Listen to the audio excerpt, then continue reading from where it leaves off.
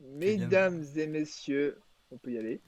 Bonsoir et bienvenue dans C'est cette troisième deuxième émission. émission de À travers les notes, cette émission consacrée à vous faire découvrir des œuvres rares, des œuvres peu connues de compositeurs un peu plus connus cette fois.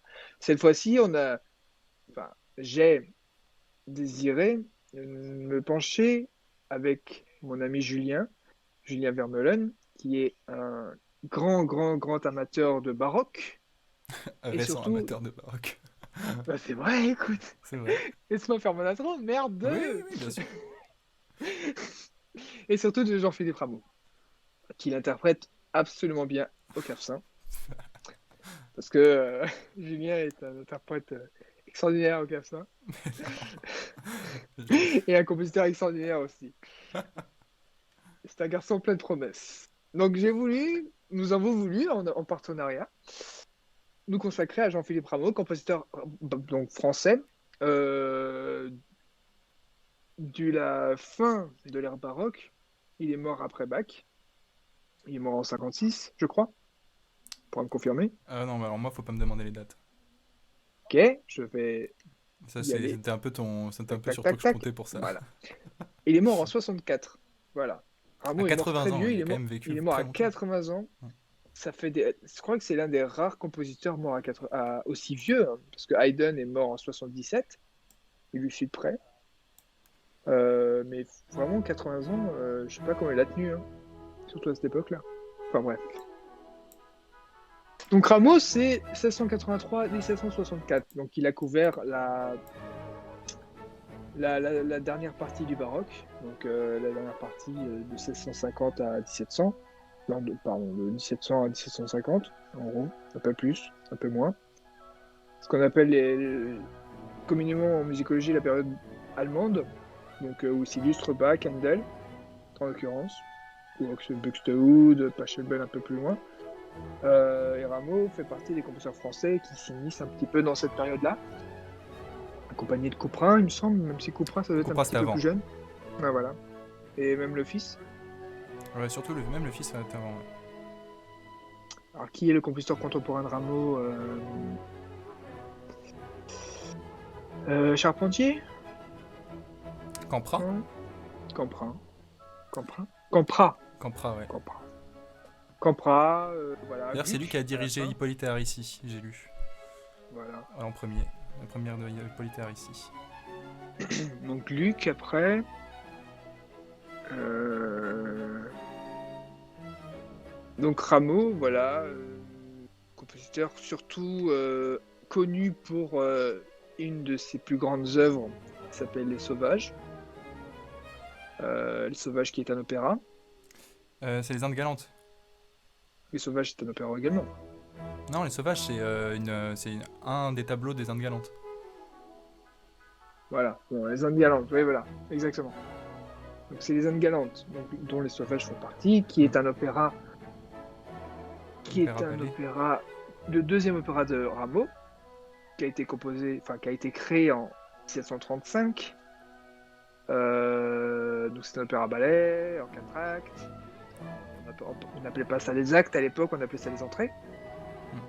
Prologue et 4 entrées, en l'occurrence. Donc les Indes galantes avec cette fameuse partie des sauvages, avec ce thème très très connu, Et que c'est- on n'a pas choisi de vous faire écouter parce que tout le monde le connaît, hein. Mais on mettra à la fin, on mettra à la fin quand On même. le mettra à la fin si on a l'idée de le mettre, qui n'est pas forcément euh, obligatoire. Alors, au niveau des commentaires, c'est bien Vincent Charpentier, tout à fait. Louis Saint-Saëns a vécu assez vieux, mais pas autant que... Il a pas... Si, il a vécu... Il est mort à 84, 5, 6, 100, un truc comme ça. Sa renommée auprès de ses contemporains. Alors, on en reparlera, hein, Il avait une relation très parce houleuse avec ses que... contemporains. Voilà, Rameau, c'était un petit peu une tête de vache. On va dire ça comme ça. Et Rameau est surtout l'un des plus importants, comment on dit, Théoricien. protagonistes de... Comment dire? Comment? Théoricien. J'ai pas compris. Théoricien. théoricien, oui, mais je voulais dire autre chose. Je voulais Ah, dire pardon. qu'il est le principal protagoniste de ce qu'on a appelé la querelle des bouffons, Hmm. avant tout. Donc la querelle des bouffons, on aura le temps d'y revenir, hein. C'est quelque chose d'assez important dans l'histoire de la musique. On l'étudie toujours. C'est vraiment une scission entre deux pensées de composition, deux pensées de création. Mais Euh, on y reviendra. ouais, ouais. Vous avez des choses à dire, monsieur Vermeulen? Oui, bah en fait, c'est juste que moi, avec le recul, je sais pas que j'étais pas à l'époque, mais. Et C'est je dur. mesure peut-être pas l'impact que ça a eu à l'époque. Mais avec le recul, enfin, je dirais que c'était un faux débat, tu sais, genre, c'était surtout. C'était vraiment une. Enfin, la querelle des bouffons, elle porte bien son nom de ce point de vue-là, tu vois. Oui, Euh, parce que c'est un nom que les journalistes ont donné. Ouais, c'est ça. C'était pour se moquer aussi un petit peu. Mais voilà, après, c'est vraiment ce qui a quand même apporté à l'histoire de la musique Mm. en termes de création et ensuite d'innovation. Mm, mm, mm. On va commencer par une première œuvre. Ouais, Tu veux bien, Julien? tout à fait. On va commencer par... Je remets ma petite playlist. Alors, et si on commençait par quelque chose de... J'allais dire pianistique, mais j'allais me faire taper sur les doigts. Mm. De clavistique, de clavier. Tout à fait. On dit comment claveciniste? Claviciste? Parce que Claviériste, ouais. ouais, c'est le musicien ça, mais Mm. pianistique. Ça se dit, mais est-ce qu'on dit Bah, pour le clavecin? pour clavecin. Pour clavier. Oui, Clavecinique. clavecinique, clavecimonique. On va commencer par la suite en sol. Les L'enharmonique. les trois mains. Ah, Ah, l'énharmonique, c'est non, la tu veux première l'énharmonique. sur la plus. Voilà, l'enharmonique interprétée par. C'est Alors, qui? C'est Christophe Charles? Rousset. Christophe Rousset, Charles. Voilà. Dans un tempérament, les spécialistes donneront le tempérament, mais c'était pas un tempérament égal. C'est pour ça que Non, ça peut vous donner allez être l'impression que c'est un surpris. peu faux. Mais Voilà, ce n'est pas faux. vous allez être surpris. C'est une bonne mise en jambe de Et ce que c'était le diapason baroque. étant donné que l'harmonique est un peu longue, on se permettra éventuellement de faire quelques commentaires au milieu, si vous voulez. Voilà.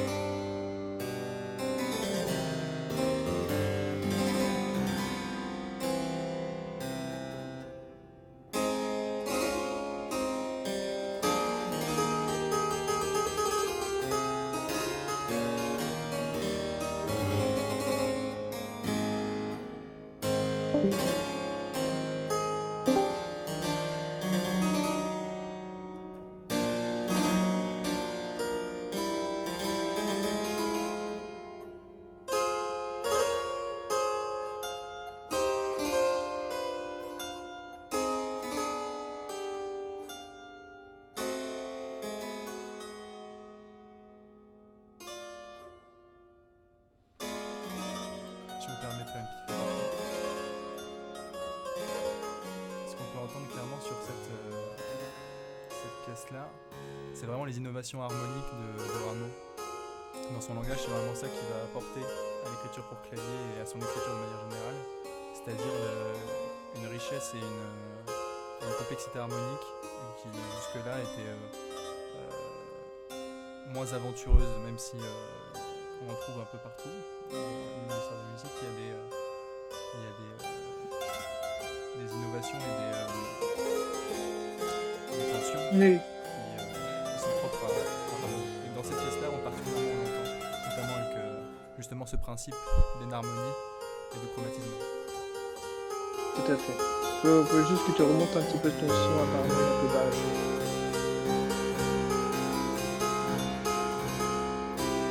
Est-ce que vous avez bien entendu ce que Julien a dit?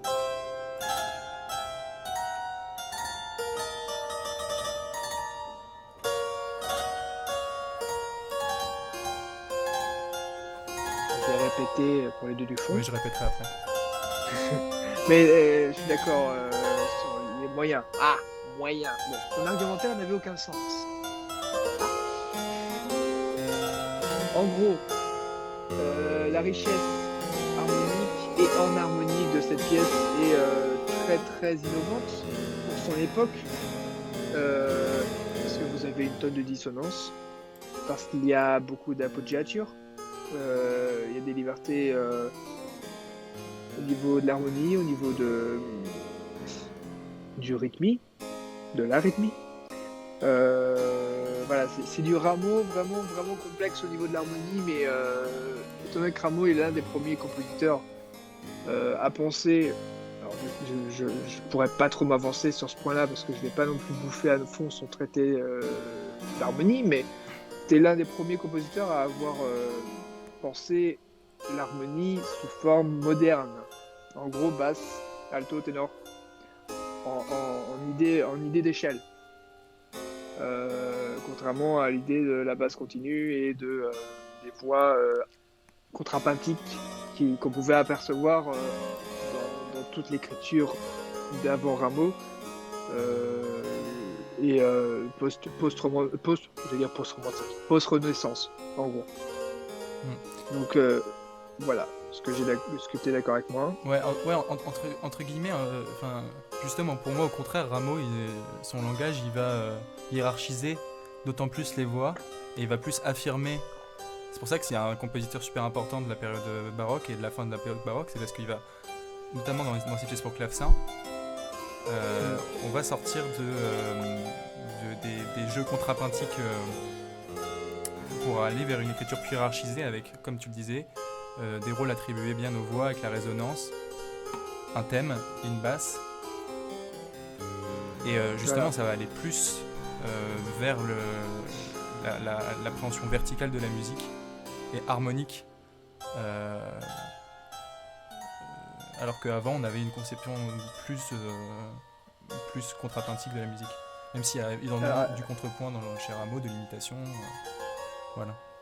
Alors, est-ce que je sais pas si ça pourrait tendre vers le début du classicisme, Tony. Je pense que c'est un petit peu trop loin pour en parler encore du classicisme, étant donné que, bon, Rameau, on l'a dit, est mort en 1760 et quelques, 64. Haydn était vivant, mais vous voyez vraiment le classicisme comme une période. Tout le monde la connaît, la période du classicisme, c'est 1780 à 1810-20. Vraiment de la période du classicisme vraiment rangé, qu'on connaît tous avec Mozart, Haydn, Beethoven. Mais à l'époque du jeune Haydn, on était encore sur ces écritures-là. En revanche, je te rejoins, Tony, sur le fait que dans ses pièces pour clavecin, en effet, Rameau se rapproche du classicisme, notamment parce que avant la norme à l'écriture de clavecin, avant les pièces de Rameau, c'était ce qu'on appelait le jeu luté. Donc au clavecin, on a deux claviers, vous savez, il y a le plein jeu et le jeu de luth. Le jeu de luth, c'est donc une seule corde qui est activée par le sautreau du clavecin. Et donc ça donne un côté, un timbre proche de la Ouais. guitare ou du luth, Mm. du jeu de luth. Et l'écriture pour clavecin issue de la Renaissance et qui va notamment être développée en France, c'est ce qu'on appelait le jeu lutté avec tout un tas de suspensions et c'est pas une écriture qui n'est pas vraiment mélodique mais qui est plus de l'arpégiation avec des tensions et des résolutions. C'est notamment le cas de beaucoup des pièces de Couperin, François Couperin, et notamment des barricades mystérieuses, pour ceux qui connaissent, qui est vraiment l'archétype de ce que c'est qu'un jeu lutté. Il n'y a pas vraiment de thème dans les barricades mystérieuses. Je le fais écouter très rapidement. Mhm.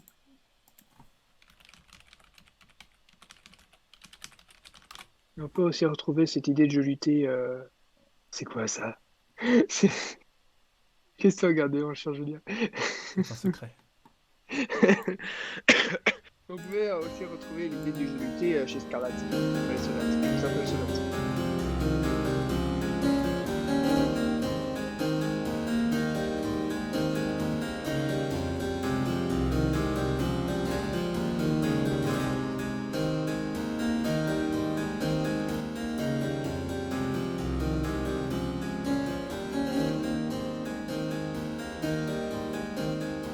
Voilà.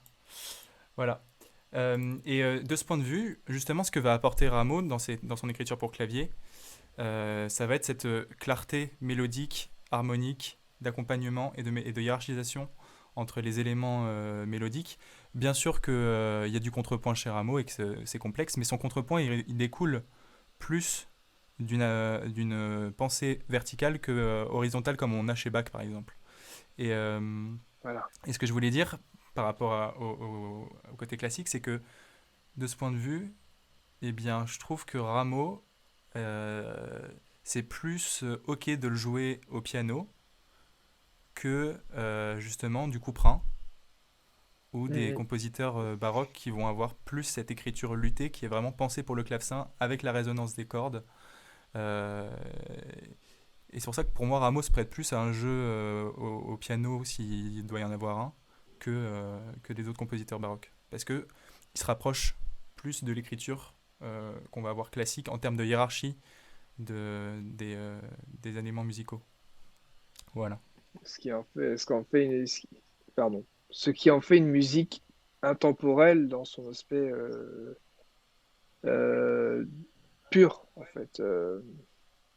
Je sais pas si on voit un peu ce que je veux dire, mais Mm, euh, dans le sens où certaines pièces de Rameau, on peut avoir des doutes sur sa date. Enfin, on peut croire que c'est beaucoup plus moderne que ça l'est, tu ah vois. oui. C'est contrairement à d'autres compositeurs baroques de son temps et un peu plus jeunes qui ont une écriture un peu plus caractéristique et qui sont moins tout de suite beaucoup plus ancrés dans leur époque. Euh, voilà. En termes voilà, on a beaucoup de pièces clavecin, pièces pour clavier ce soir parce que en fait simplement l'œuvre de Rameau, le catalogage, déjà il est très récent parce qu'on a eu beaucoup de mal à le cataloguer Rameau, son œuvre, hein, j'entends. Et encore à nos jours, on n'a toujours pas un catalogue complet des œuvres de Rameau qui est sorti. Il y a encore quelques livres qui sont encore en travaux par des musicologues, parce qu'il a une œuvre très éclatée dans le temps, d'où d'une part de sa longévité, et d'autre part par le fait qu'il perdait ou il brûlait beaucoup de ces choses aussi. Bah, je vous ai Et mis ici aussi, le liste de catalogue de pièces pour clavecin. voilà. Euh, donc on a en premier lieu en 1600, en 1706 la première suite. On voit aussi d'ailleurs que l'évolution de son écriture avec le temps, puisque vous avez d'abord sur la première et la deuxième, le premier livre de clavecin, des suites baroques avec des allemandes, des courantes, des gavottes, toute toute la ribambelle de danse qui était des canons de l'époque, qu'on retrouve chez tous les compositeurs de l'époque. Et en fait, au fur et à mesure que son œuvre évolue, il va évoluer vers des pièces en rondo, beaucoup plus libres dans la forme, et avec des titres évocateurs qui font penser un peu à Couperin, de ce point de vue-là, mais qui vont s'émanciper de la suite baroque et de ses codes. Ensuite, on en écoutera une des suites enfin des clavecins en concert, qui sont des pièces qui sont jouées donc avec basse de viol et violon. Euh, Voilà, il y a des pièces très très connues là-dedans que beaucoup de gens connaissent, donc le rappel des oiseaux, entre autres. ouais, La dans les suites poule, pour clavecin, la poule, ouais. les sauvages. Euh, Donc Les Sauvages il y d'ailleurs, a des. qui était d'abord une pièce pour clavecin, et Rameau il a fait beaucoup de fois ce coup-là, comme beaucoup de compositeurs, d'aller piocher dans ses pièces pour clavecin pour aller créer des airs pour ses opéras. Oui. Donc les niais de Sologne, en effet, aussi. Tout à fait. Je vous Je propose vois mal, c'est écrit tout d'écouter petit. soit La Villageoise, soit Les Cyclopes. Qu'est-ce que t'en penses, Kylian? Alors, la première pièce était très très harmonique, donc on va passer sur quelque chose de beaucoup plus rythmique. Je pense que la villageoise, c'est pas mal. Ok, Et après, on verra les cyclopes. ok. Hop, donc là c'est une interprétation de Scott Ross, qui est un immense claveciniste que j'adore. Je vous invite à aller diguer le personnage. C'est le Glenn Gould du clavecin. Ah non, alors justement, c'est clairement pas le Glenn Gould du clavecin. C'était pour te. Mais voilà, La Villageoise. Pas le mal.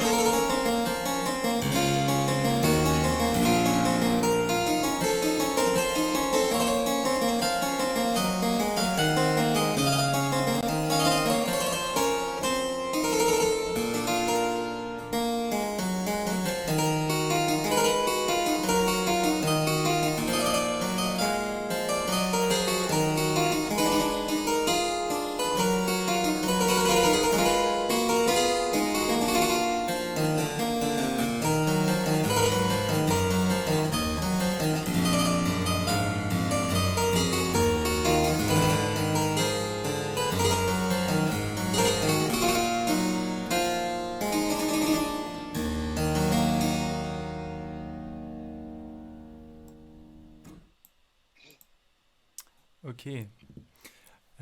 Donc La Villageoise, vous pouvez voir, ici on a typiquement une pièce de clavecin de rondo, de Rameau, en rondo. De Rodon Donc Rameau, avec ouais. refrain, couplet, refrain, couplet, refrain. Toujours avec Mais une itération en majeur, une itération dans le relatif mineur, puis éventuellement une modulation à la dominante. Donc avec un petit chemin harmonique comme ça, on voyage dans une tonalité.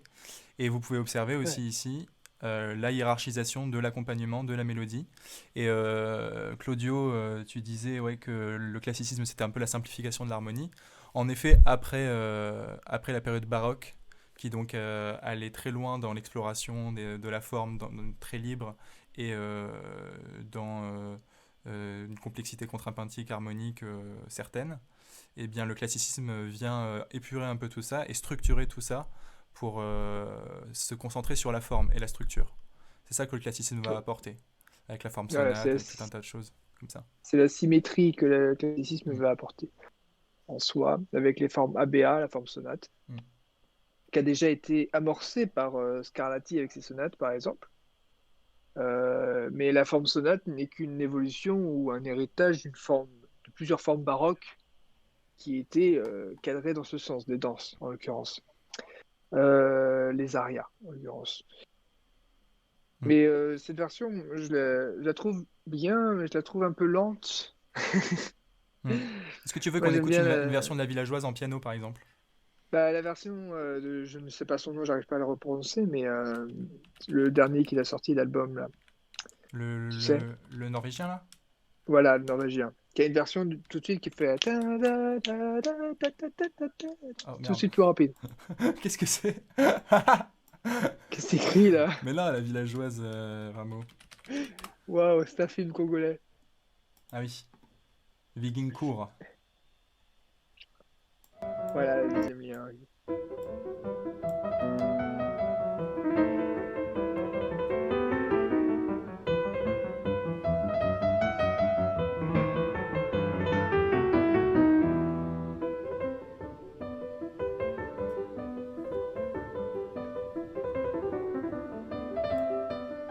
Bon, on est clairement pas sur le même morceau, hein. C'est sûr, le tempo est Non mais trois fois plus c'est rapide. extrêmement rapide. Et c'est vrai que le piano, là il le joue très staccato et tout pour justement imiter le son du clavecin. Mais j'aime bien. Mais moi j'ai jamais été contre le piano pour le baroque, hein. Ah, Ça moi non apporte plus. juste une autre couleur et c'est d'autres morceaux quoi, c'est une autre musique. C'est une autre couleur en effet. Il faut pas les rejeter. Ça donne un côté beaucoup plus rythmique. Et voilà. Et typiquement ce que j'aime beaucoup dans le jeu pour piano avec ce genre de pièce, ça va être le côté percussif. Ouais. Qu'on a pu expérimenter beaucoup chez Bach avec des versions piano de pièces de Bach.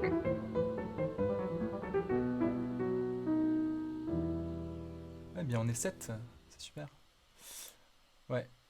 Oui, moi il C'est y a la plein de foule. pièces pour clavecin que j'ai découvert au piano et que j'ai surkiffé au piano et que j'adore aussi Hmm. au clavecin. Et il y en a que j'écoute dans les deux versions parce que des fois la résonance du piano, le côté cristallin, ça marche super bien. Sur du couperin, je trouve que ça marche bien aussi.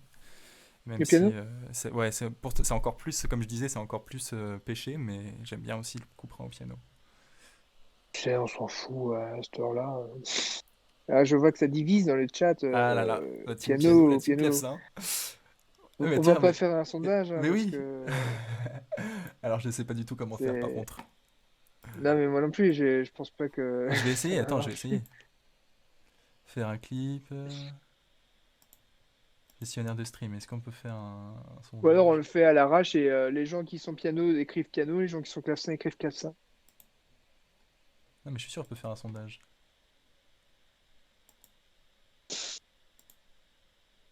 Attends. Meuble, je suis en train de chercher. Le meuble. Alors, vous avez des très belles commodes norvégiennes.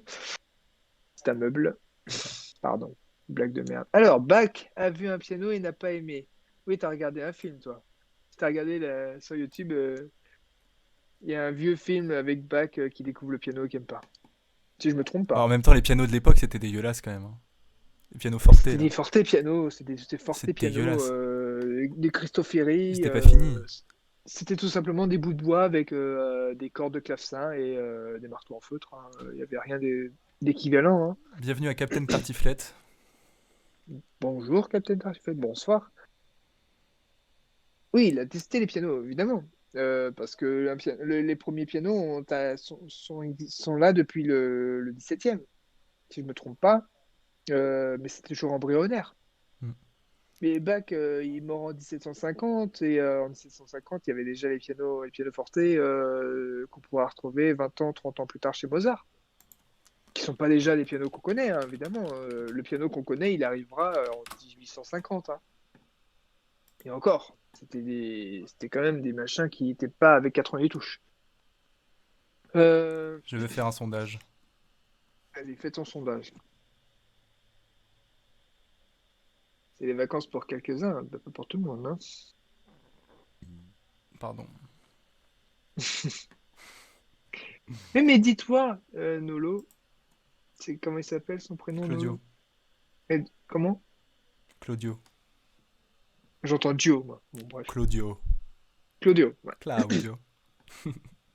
Bref. Dis-toi que si les compositeurs de baroque avaient eu le piano, ils seraient piano. En fait, il n'y a pas Salut à de. tous, aujourd'hui pour cette nouvelle vidéo, on est Enfin, sur comment le dire? Streamlabs et à L'instrument. droite le chat de mon J'essaie channel de formuler ma Twitch. pensée Vous devez sans être donc idiot. commenter le bot Streamlabs C'est en mode difficile. modérateur sans Nolo, donner. c'est ok. Bon, c'est Bon, compliqué ok. les sondages. Ok, ceux qui Ce sont sera pour... piano, tapent piano et ceux qui sont Voilà. clavecin, tapent clavecin sur le chat.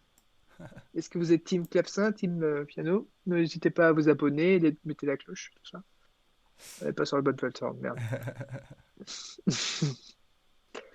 Je veux de l'interactivité, s'il vous plaît. Montrez-moi votre camp. On veut de la querelle. On veut de la querelle des bouffons, là. On a une bonne brochette en plus. Alors, moi je dis, je suis team piano, hein. Personnellement, je sais pas, c'est le pianiste qui parle. Moi, je mets une C'est clavecin. qui? C'est toi qui as tapé clavecin. Non, ah non, on n'a pas le droit de donner les deux, Louis le Grand, hein. En restant sur le baroque, oui, en parlant de l'œuvre de Rameau, en gros. Est-ce que Rameau, vous le préférez au piano ou au clavecin?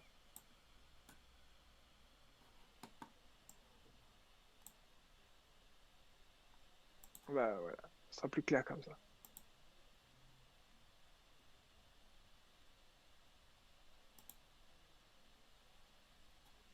Pianoforte, on s'en fout, mais je parle d'une interprétation moderne. Est-ce que vous préférez la version d'Olafsson ou la version de... comment elle s'appelle déjà? Scott Ross. Scott Ross,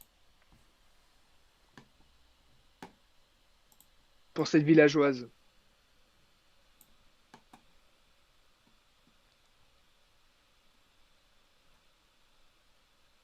Les gens n'ont pas l'air motivés à répondre, hein. Non, mais c'est pas grave. Ah, si, c'est bon. On va pas teaser plus que ça la Discord. N'est-ce Est-ce qu'on pas? continue sur Ok. des pièces pour clavecin ou on... Alors, j'ai envie de faire un petit pacte de paix. On va quitter un peu l'instrument. On va y retourner après. On va quitter un petit peu le clavier. On va aller vers la voix, vers quelque chose que vous n'avez peut-être pas. Comment dire? Une pièce que vous ne connaissez pas de Rameau, je suis sûr. C'est le Laboravi Clemens. Donc, Julien. Ah oui. Mais pas tout, hein, par contre, hein, mais juste le début. Et la première, parce que je sais pas, ça dure. Ah si, ça dure 2 minutes, ça va. Hop là. C'est parti.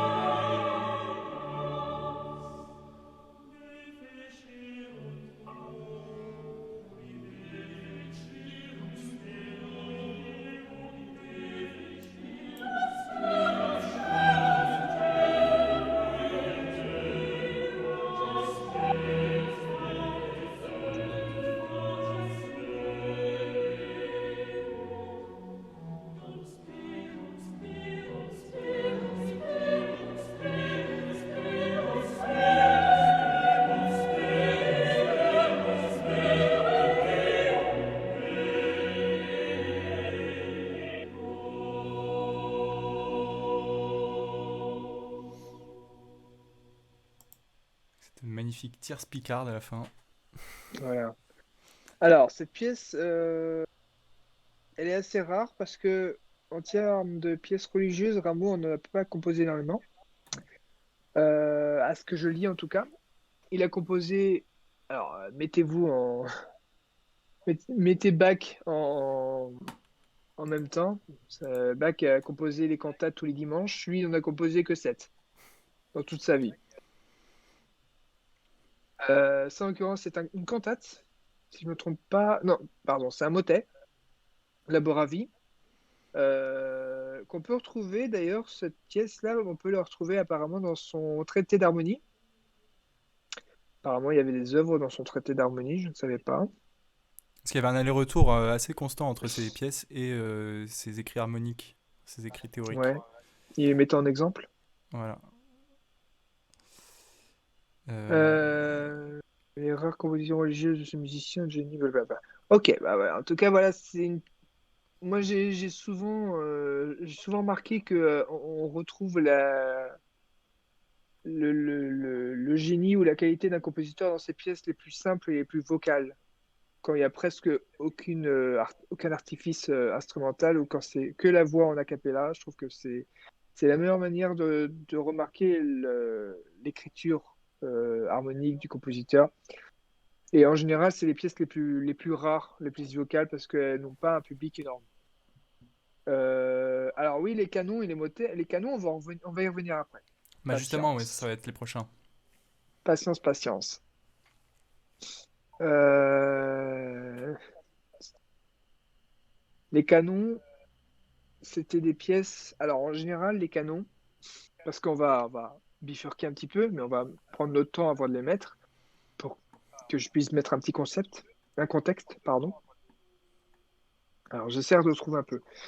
Euh, les canons, c'était soit des chansons à boire. Donc les chansons à boire, c'est pas une façon de parler ou une expression pour dire que c'était des trucs pour les tavernes, hein. C'était un genre à part entière, une chanson à boire à l'époque. Jusqu'au 19e siècle d'ailleurs. En général, c'était des pièces de petites vertus. Bon, on peut dire ça comme ça. C'est des pièces qu'on pouvait retrouver dans des journaux, dans des revues de l'époque du 19e siècle. C'était des pièces qui ne demandaient pas un grand effort des musiciens, qui pouvaient être chantées avec un peu tout le monde. Des chansons populaires en gros.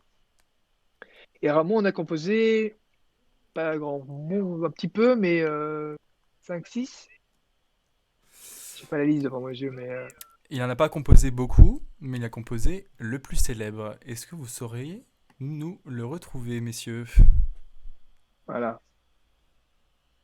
Plus Quelle célèbre est de la tous les canons. pièce? Quelle est voilà, je vais le faire plus simplement. Quelle est la première pièce que vous jouez sur un piano quand vous commencez avec votre doigt? Avec un doigt. Voilà, Frère Jacques. Et donc c'est en 2014 qu'on a attribué à Rameau, frère Jacques, c'est une musicologue qui s'appelle... Alors faut que je vous retrouve ça. C'est une musicologue française, hein, Ouais, qui a découvert dans un recueil Frère Jacques composé par Rameau, en gros. C'était un peu ça. ouais.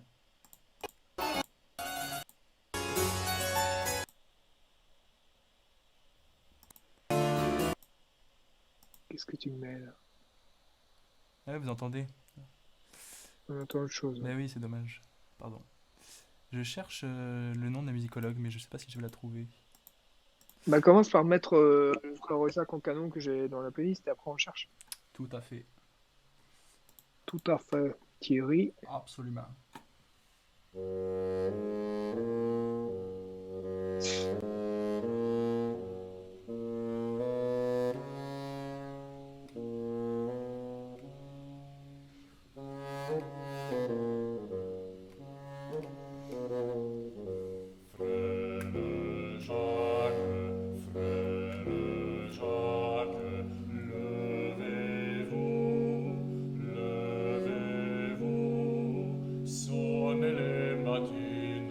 Sonnez les matines,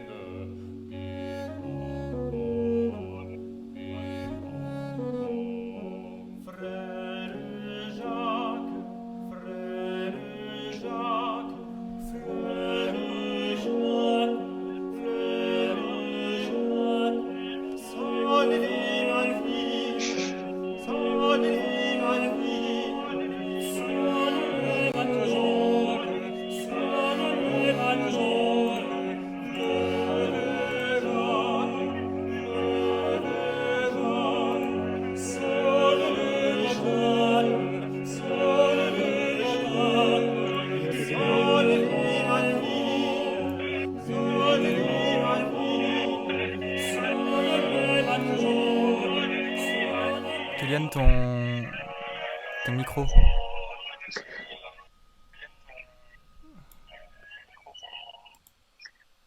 On entend le retour dans le micro. On entend dans ton casque. C'est mieux. Bah oui. On entend en doublon du coup. C'est bon, voilà, attends. Hop, on vous va On faire entend. écouter d'autres canons de Rameau. Alors d'abord, on dit le nom de l'ensemble, parce que Oui, je l'ensemble te est très laisse te bien. présenter l'ensemble et je te laisse couper le son de ton casque s'il te plaît. Bah alors, attends, j'ai un petit bug là. Oui, parce qu'on t'entend en fait. Ouais, je sais, mais j'ai un bug. Pour ça, en fait. C'est pas de ma faute. Ce n'est pas de sa faute. Il est tout excusé. Voilà. C'est bon? C'est bon, Kéliane. Ok, c'est bon. Présente. Non, voilà. L'ensemble, c'est le Parnasse français qui s'appelle. Le Parnasse français. Ils sont un peu cringe. Je veux pas me moquer Ils d'eux, mais sont ils font un peu flipper quand même. très très cringe, mais ils chantent très bien. Ils chantent très très C'est un bien. ensemble, spécialisé dans la musique ancienne, qui ont fait plein plein de trucs, euh, dont, alors apparemment, ils font beaucoup de madrigaux italiens, du Scarlatti. Mais j'espère qu'ils ne verront pas ce live. Pourquoi? On leur souhaite beaucoup d'amour et on leur dit bravo pour leur musique. Bien sûr, évidemment. D'ailleurs, on a piqué toute leur musique pour mettre notre live. Donc, Oui, c'est les seuls qui font des interprétations correctes bah oui, c'est les des seuls tout canons. court en fait. J'ai trouvé que j'ai essayé de trouver une autre version de l'épouse entre deux draps qu'on va mettre tout de suite, mais je n'ai pas trouvé. Donc il y a que j'aime beaucoup d'ailleurs ce canon-là. Ouais. On vous le fait découvrir tout de suite. L'épouse entre deux draps Fait très peur aussi. fait gravement le cas.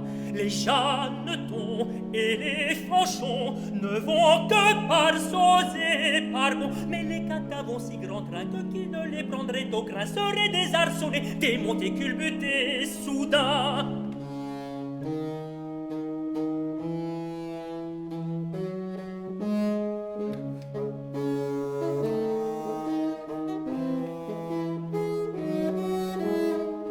L'épouse entre deux draps fait gravement le cas. Les chanetons et les fanchons ne vont que par sauts et par bonds. Mais les catins vont si grand train que qui ne les prendrait au grain seraient désarçonnés, démontés, culbutés, soudain. L'épouse entre deux draps fait gravement le cas. Les chanetons et les fanchons ne vont que par sauts et par bonds. Mais les catins vont si grand train que qui ne les prendrait au grain seraient désarçonnés, démontés, culbutés, soudain.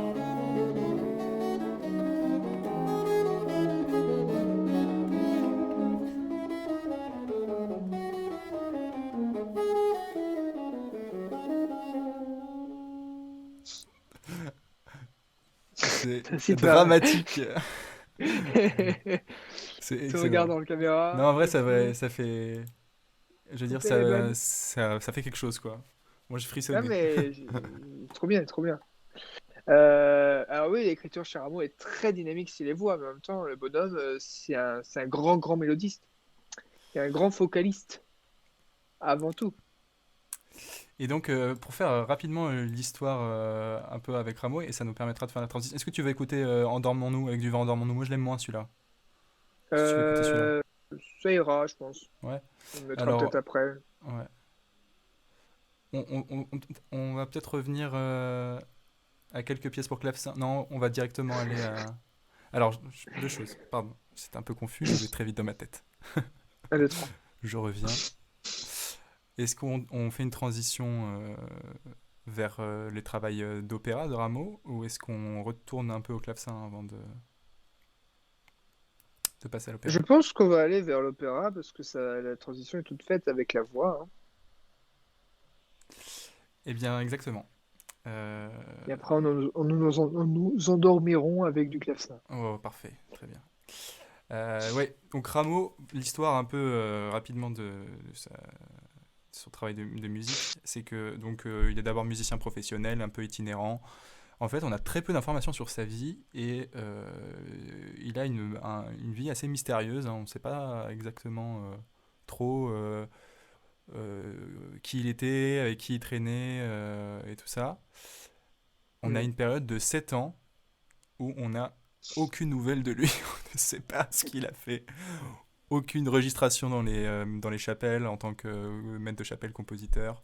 Aucun travail de professeur. On ne sait pas. Il a peut-être parti en voyage, en pèlerinage, on ne sait pas. Il a commencé par ses pièces pour clavecin. Et c'est très tard qu'il s'est mis à l'opéra et qu'il a trouvé une place de compositeur institutionnel et qu'il a connu la gloire. C'est à partir de 1730-1740. Et c'était déjà un vieux compositeur et c'était rare à cette époque-là de se faire connaître à 40-50 ans, quoi. Les compositeurs, ils se faisaient connaître assez jeunes parce que c'était des musiciens souvent très talentueux et tout ça. Rameau, c'était plutôt un ermite, quoi. C'est un arriviste, hein. Il est arrivé comme ça, coucou, voilà mes pièces. J'ai fait Hippolyte ici. Après, il s'est encoquiné avec de riches nobles, notamment le marquis de la Poplinière. Avec Cahuzac, pas le même. Ouais. Grand fermier général, donc un percepteur d'impôts. Et c'est là qu'il a pu créer pas mal de ses pièces, notamment Hippolyte et Aricie, qui est la prochaine pièce que nous allons écouter. Enfin, des extraits de cette pièce. L'opéra. Hippolyte et Aricie, donc, qui est l'opéra qui a causé la première querelle entre les ramistes et les lullistes. Et donc, qui était une querelle classique entre les conservateurs du style français. Enfin non, les conservateurs qui préféraient la musique de Lully et qui voulaient attribuer à la musique de Lully un caractère plutôt italien et simple, direct, qui va chercher le plaisir du corps. Et les ramistes qui étaient pour l'innovation, entre guillemets, qui voulaient un langage plus français, trouver une identité propre à la France. Sachant que le langage français a été aussi développé par un Italien, hein, qui est Lully. Et en fait, les lullistes reprochaient aux ramistes d'être trop dans une approche théorique, complexe et intellectualisée de la musique, et de se permettre trop d'innovation et préférer revenir à quelque chose de plus simple. Et donc, Hippolyte ici, on va écouter quelques airs. Alors, il me semble que c'est à 17-25. Hop. Alors, je ne vais pas vous faire l'historique, le livret de Hippolyte ici, malheureusement, parce que je ne suis pas du tout... je suis pas du tout allé assez loin dans l'histoire. C'est un opéra-ballet. Il y a eu 3 versions de cet opéra. La première en 1730. Plus exactement, c'est une tragédie lyrique. Oui, pardon. Tragédie lyrique, absolument. Mille excuses. Donc avec un thème antique, des dieux grecs, tout ça. Je suis dans une généralité assez dingue. Si tu as des infos là-dessus, n'hésite pas, Kéliane. Tu regardes Wikipédia, c'est ça? Non, je regarderai même pas Wikipédia. Je vous fais pas le livret et je vous explique même pas le contexte. On va écouter que la musique. En gros, je vais faire une présentation simple. Donc, il a composé cette pièce à 50 ans, qui a été créée en 1733 à l'Académie royale de musique. L'Académie royale de musique, c'est pas l'opéra Garnier qu'on connaît aujourd'hui, c'était un autre opéra qui a brûlé. Les livrets ont été écrits par un abbé qui s'appelle Pellegrin, qui a été inspiré du Phèdre de Racine, en gros. Voilà. Je ne vais pas tout vous dire non plus, mais on va le découvrir ensemble. Voilà. L'air s'appelle... c'est l'air de Cupidon.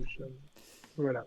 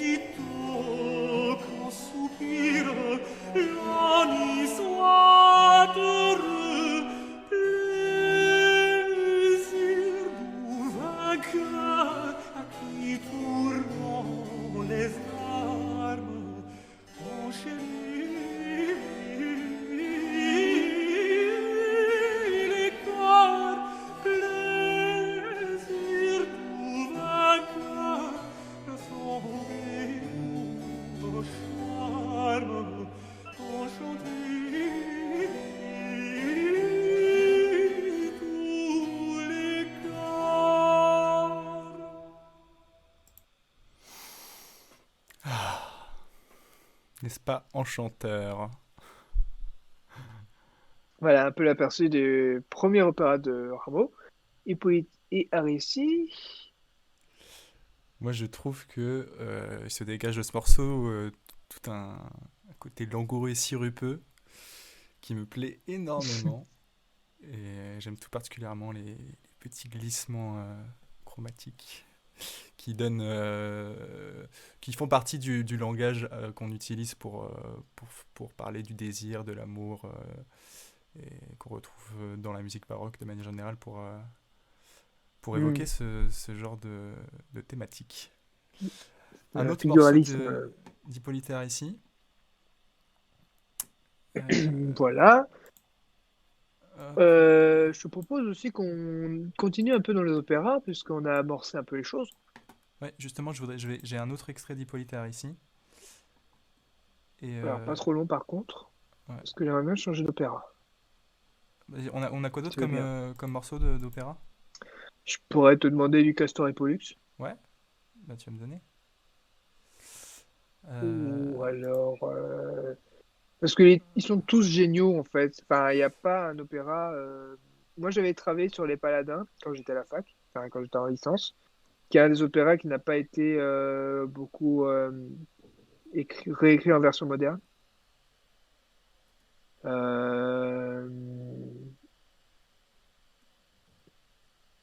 Mais les plus connus sont les premiers, Hippolyte et Aricie, Les Indes galantes, Castor et Pollux, Platée, Zaïs, Pygmalion.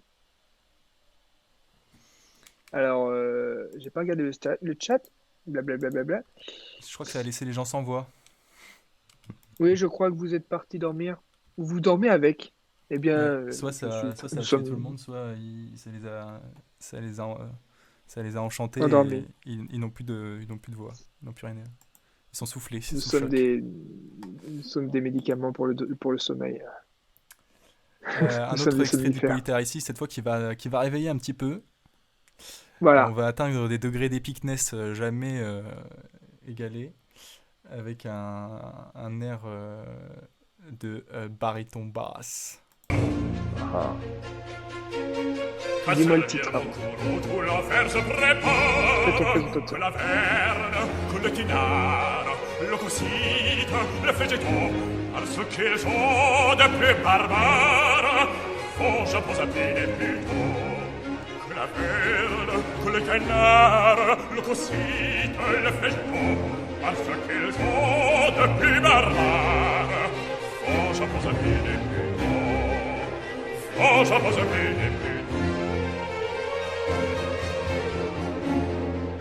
Que la verne, que le canard, le cosite, le végétaux, parce qu'ils sont de plus barbares. Oh, je pose bene plutôt. Oh, je pose bene plutôt.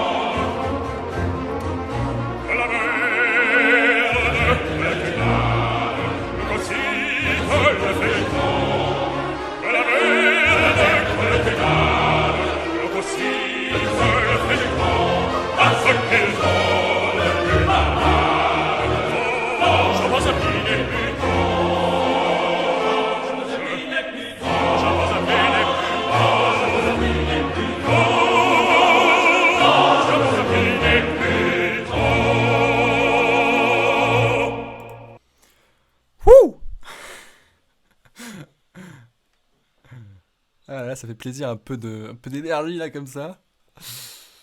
Je suis très Non, content de mais voir dans le chat que ça, on- que ça vous a plu. quand on écoute ça, on se dit, il suffirait d'enlever le clavecin et c'est du Wagner, quoi. Ouais, Parce qu'il y a une énergie qui est romantique, qui est vraiment épique, qui est vraiment, franchement, c'est extraordinaire. Exactement. Donc c'est l'ère de Pluton dans Hippolyta ici. Ça s'appelle, pour ceux qui veulent le retrouver, je vais vous Ça trouver le s'appelle titre. Métal. De deuxième acte, qu'à servir notre Kourou. L'ère de Pluton. Qu'à servir mon Kourou, Voilà. pardon. Et moi, je suis en train de te chercher un passage de Des paladins? Castor et Pollux. Ah, ou Castor et Castor et Pollux. Pollux, plutôt. On va faire l'ouverture, tiens, si tu peux la trouver vite fait. Ouais. Sinon, je te l'envoie. Non, c'est bon. Pollux. Putain, c'est ouf. Il n'y a vraiment pas tout, hein. Je vois juste une Oui, aperçu. bien sûr. Après, on va passer à un autre chapitre.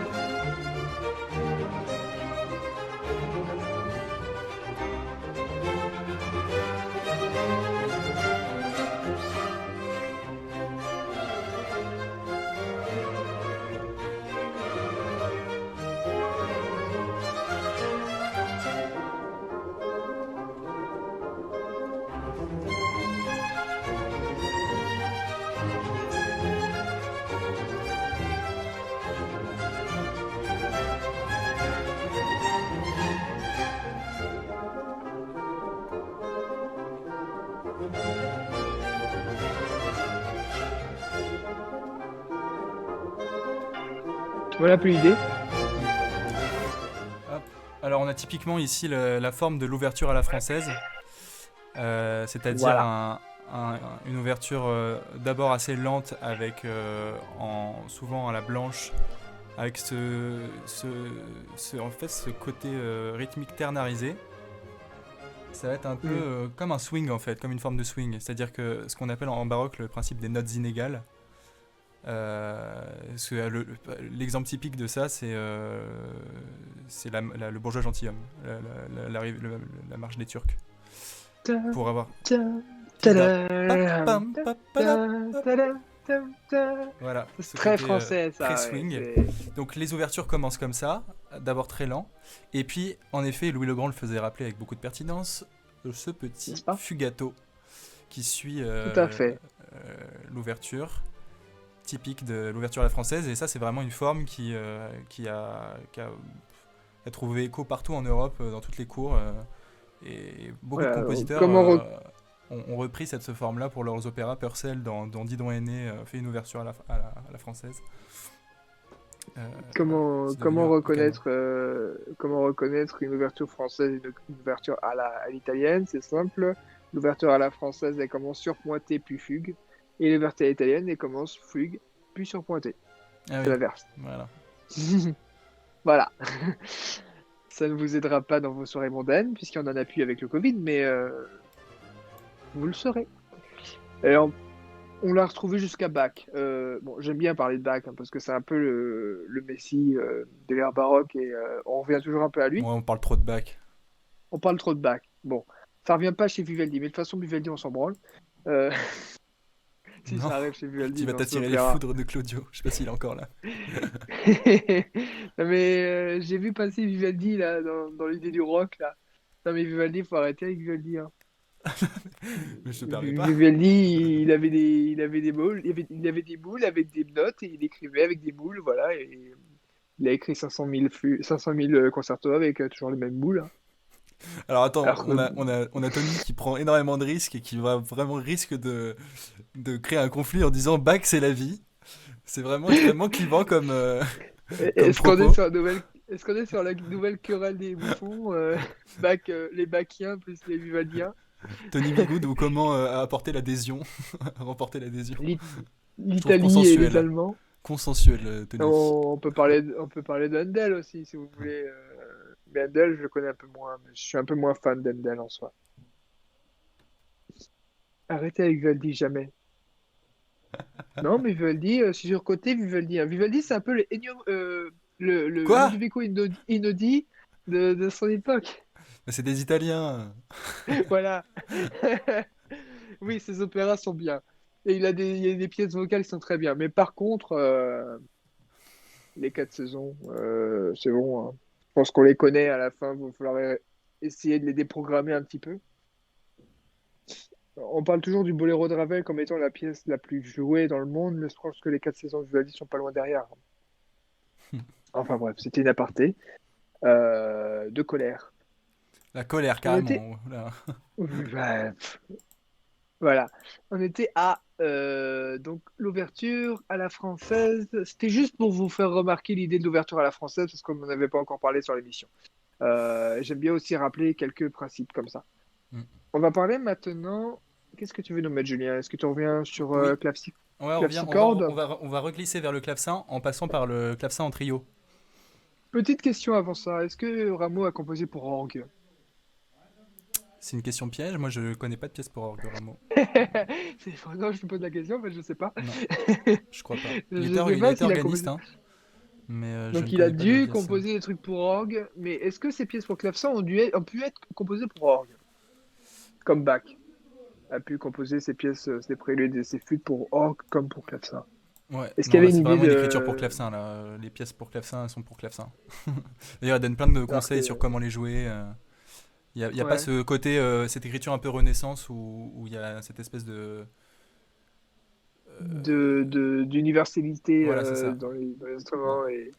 Mais après, chez Rameau, il n'y a pas énormément d'annotation non plus. Hein. Il n'est pas très annoté comme compositeur. Enfin, c'était l'époque aussi. Mais... Ouais. D'ailleurs, Rameau, on écoutait ses opéras avec justement une écriture d'orchestre. Et il a apporté quand même une écriture. C'est un des premiers orchestrateurs qui pense en termes de timbre, qui va utiliser Ouais, les cuivres, les bois pour leur timbre et pour leur capacité aussi. C'est là tout en à ça fait. aussi qu'il transitionne vers la période classique, puisque on sort de l'écriture par voix contrapuntique issue de la Renaissance, où peu importe qui joue les voix, elles existent en tant que voix et elles sont jouables sur des instruments en vocal, a cappella. Mhm. Ici, Rameau, il va vraiment penser ses pièces par rapport à l'orchestre et à ses capacités. Voilà, et Rameau, il est un peu comme le Berlioz de son temps. Il pensait l'orchestre comme un instrument immense. Hmm. Alors, étant donné que on va pas trop s'attarder, je vais passer directement au mouvement lent. Donc, Mhm. dans les pièces pour clavecin de Rameau, il a donc la série des clavecins en concert, écrite du coup pour clavecin seul, enfin clavecin, viole de gambe et violon. Oui. Et il y en a énormément et elles sont toutes super à écouter. Sous forme de rondo aussi. La livrie, celle qu'on va écouter, c'est donc le mouvement lent. Et en fait, ça préfigure complètement la sonate la sonate classique en fait. Mm. Euh, et le trio notamment, puisque ces versions de clavecin en concert, il n'y a pas de basse continue. C'est-à-dire que les trios ou les sonates en trio, c'était une forme baroque très reconnue, mais le trio en question, c'était deux instruments solistes, souvent de violon, Mhm. ou ça peut être de flûte, et une basse continue, qui pouvait être donc un violoncelle et un instrument, une viole et un instrument polyphonique. Or là, il n'y a pas de basse Tout continue clavecin, écrite, toutes les parties sont orgue. écrites et ont un rôle à jouer. Ce qui préfigure déjà la période classique de ce point de vue-là. C'est un pseudo quatuor à cordes. Voilà. C'est l'ancêtre du quatuor à cordes. Euh... Bah non, parce que c'est plus l'ancêtre du trio, piano, violon. Ah non, c'est vraiment l'ancêtre du quatuor à cordes dans le sens où il y a quatre instruments qui. Tu parles de la sonate en trio? La sonate en trio, Ouais. Mais c'est ça, c'est pas des l'ancêtre sonates en du trio. quatuor à cordes. Ça, c'est pas des sonates en Oui, trio. mais Ah tu oui, oui. parlais de la sonate en trio en D'accord. l'occurrence. Ok, ouais. Bah ça c'est sensible, la sonate en trio précisément. Hop. Ok. Ça, c'est la fin du mouvement d'avant. Mhm. Pardon. Voilà.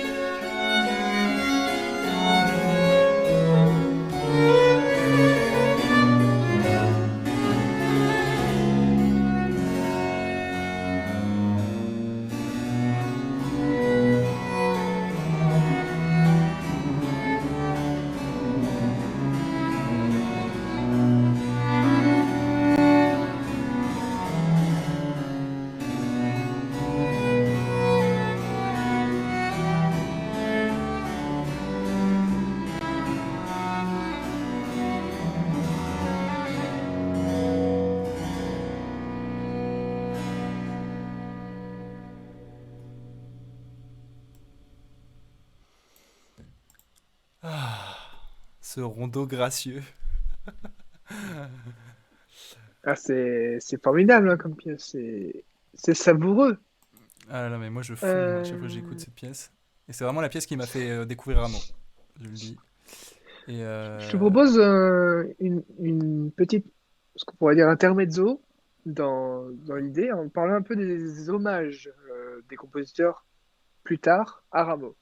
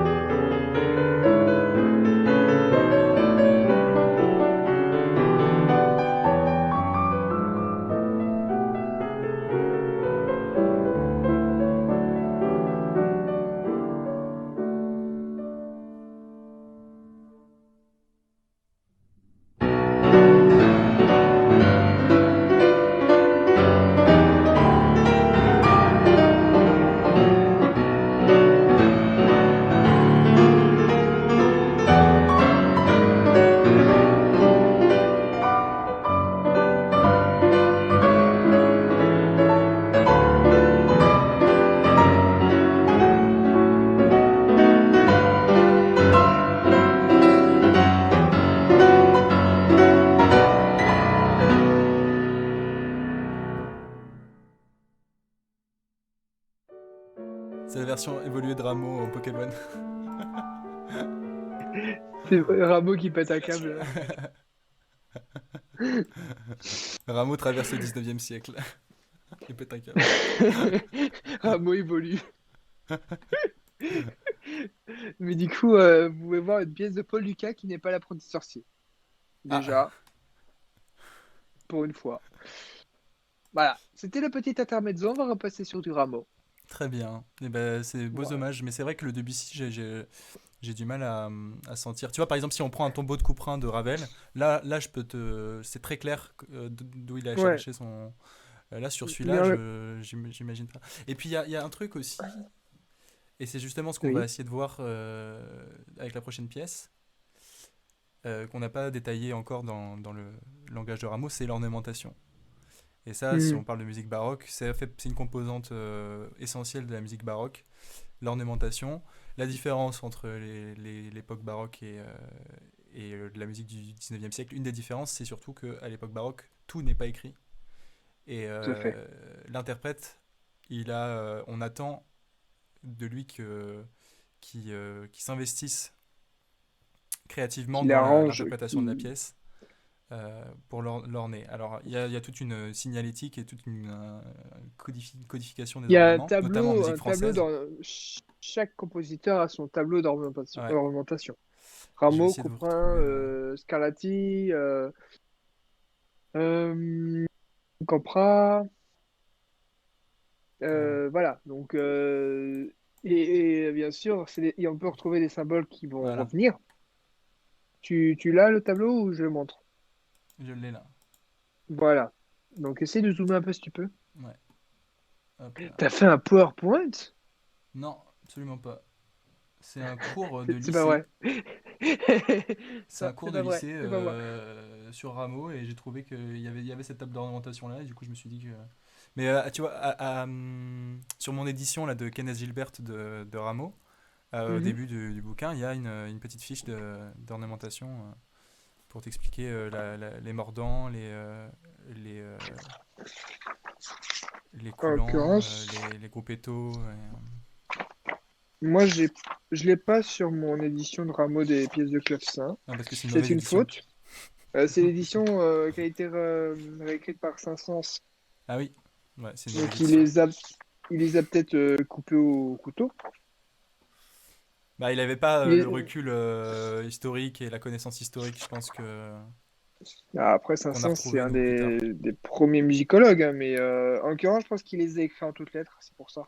Ah oui, Mais vous voyez sur le tableau, c'est quoi? C'est genre tri en avant, tri en arrière, non, tri c'est plus. il y a un lien vis-à-vis de l'appoggiature, par exemple si bah, ça c'est très technique après, hein. Je sais pas si ça va sûrement emmerder les gens, mais la technique de piano, mais suivant si elle est liée à la note Le d'avant, clavier. on va appoggiaturer d'abord le, la note d'avant, puis engager le tri ou le mordant. Hmm. Ensuite, il y a le gruppetto, il y a la fin de cadence, enfin voilà, tout ça c'est très codifié. Et c'est des symboles qu'on peut retrouver aussi. J'y reviens chez Bach. Ouais. Mais tu Parce vois, que chez un Bach, ça va arriver à l'occasion d'une cadence avec parcimonie. Ça ne constitue tu pas le vois, regarde, morceau. Euh, ouais. c'est à l'envers ou à Ah oui, l'endroit. voilà, exact. Euh, Donc, Ça en arrive très rarement l'occurrence, chez chez Bach, Bach. hein. Il a évidemment de l'ornementation, mais c'est vraiment très sporadique et justement, ça donne de la valeur. Dès qu'il y a une petite ornementation chez Bach, ça apporte quelque chose parce que c'est rare. Mais chez Rameau, c'est constitutif des morceaux, c'est-à-dire qu'un morceau qu'on jouerait sans l'ornementation, il perdrait quasiment tout de suite une partie de son intérêt très fort, quoi. Bien sûr, hein, une pièce de Rameau sur toutes les ornementations, c'est juste une ligne de chant et une basse. Ouais, ce serait intéressant de vous faire écouter la différence, mais je vois pas trop comment on pourrait faire ça. Ben, en Voilà. jouant une version sans et une Ouais. version avec. On va écouter l'entretien des muses. Voilà, on écoute l'entretien des muses tout de suite sur Studio 440.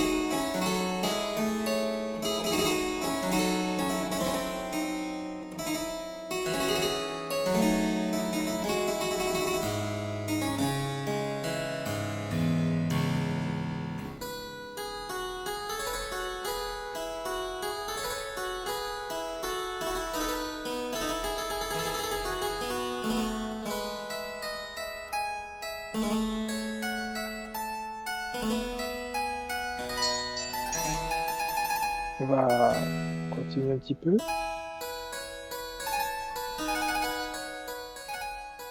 Donc on avait parlé de Pancas Royer.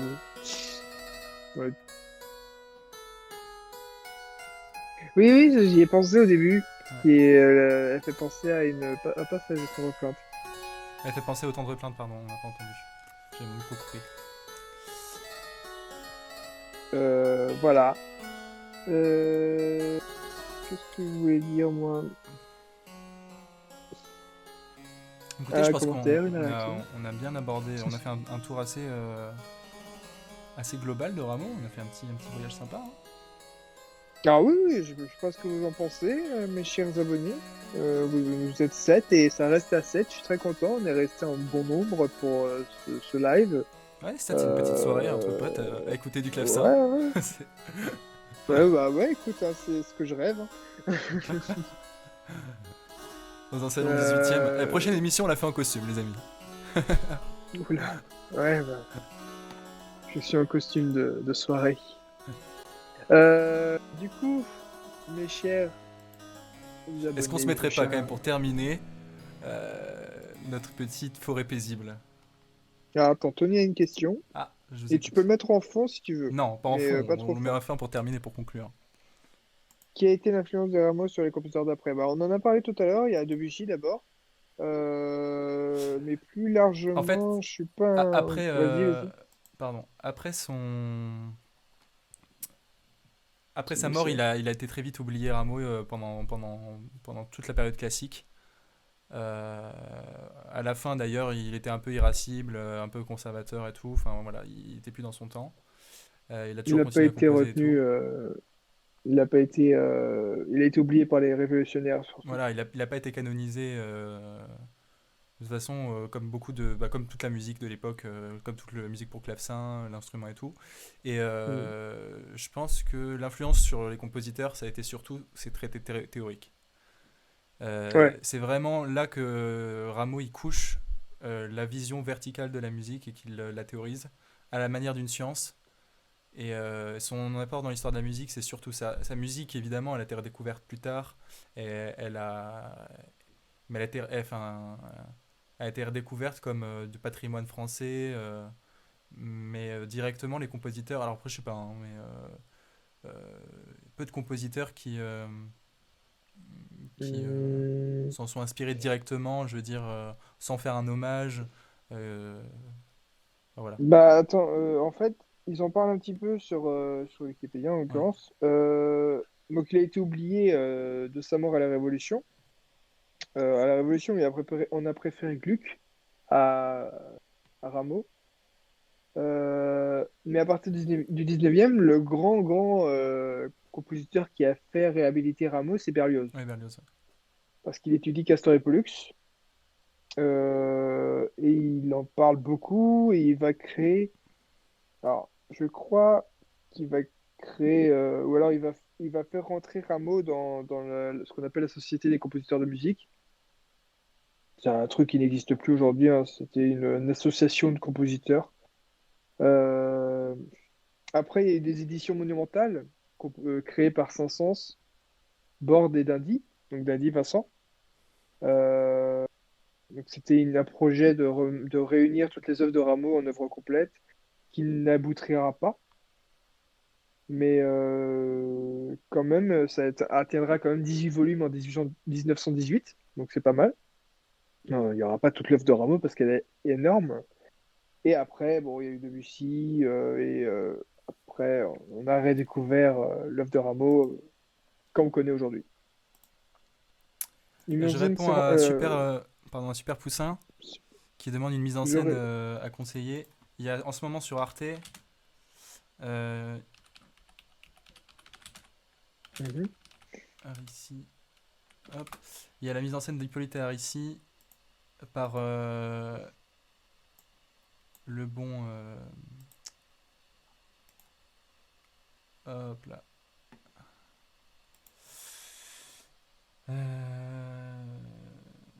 Tu peux mettre le lien sur le chat. Raphaël Pichon. Voilà, je vous mets le lien. Mise en scène sympa avec Léa de Sandre en soprano. Très très bonne. Et d'ailleurs, si tu as moyen de retrouver aussi l'Arte que tu m'avais montré là sur Rameau avec Là le justement, je personnage l'ai qui jouait cherché le. à l'issue de l'émission et je l'ai pas trouvé, il est plus disponible. Ah merde, merde, merde. Parce que Euh, ça, c'était vraiment bien ça. ouais, c'était bien. Ouais. Arte a fait une série de docu sur les maîtres du baroque avec Lully et Rameau et ça déboîte. Donc le lien que je vous ai mis, c'est voilà, c'est la mise en scène d'Hippolyte Arici. Après, voilà, les opéras de Rameau, moi j'aime beaucoup les airs et les passages orchestraux, mais alors les récitatifs, Bah, ça reste des opéras baroques qui sont ouais, longuets, ça qui dure sont 3 heures et vraiment il y a quand même des gros récitatifs. embryonnaires en Et fait. moi, là, j'avoue, La- c'est un peu ma limite à certains moments. Euh, faut pas oublier que les opéras baroques, c'est vraiment le début, hein. Ça n'a que 100 ans ouais, ouais, à tout à son fait. époque. Mm. Donc ça a des longueurs, il y a le problème de l'aria da capo, donc l'aria qui revient, qui n'avance pas dans l'histoire, tout ça. Mm, mm, Donc c'est sûr que les opéras baroques, faut s'accrocher, quoi. Mais bon, pour déguster des petites airs comme ça, c'est pas mal. mm. Ouais, tout à fait. Il y a des œuvres comme ça, hein. Ok, Les alors écouter par petits morceaux. on se met Forêt paisible par les Arflots, cette version Mhm. qui est géniale. Eh ben on l'a pas, alors c'est pas grave. Comment on fait? Et en termes d'interprète pour Rameau, moi vraiment je conseille Scott Ross, mais même pour tout ce qui est clavecin en fait.